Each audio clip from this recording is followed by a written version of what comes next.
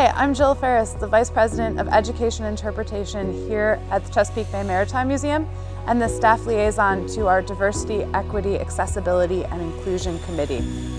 I'm really excited for the opening of our new Welcome Center, which is really a very critical step for our commitment to DEAI, making sure that accessibility is the first thing that guests experience when they come to our campus.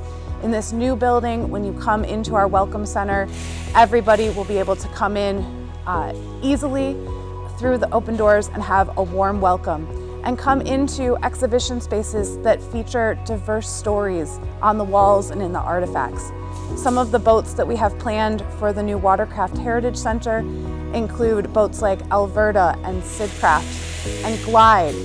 And our interpretation for those will tell the stories of the people who used the boats, bringing their experiences to life in the form of the artifact that we have in our collection. So I'm excited to be able to share the building with you. I'm excited for the construction to continue to progress, and I hope you'll join us once our building opens later this year.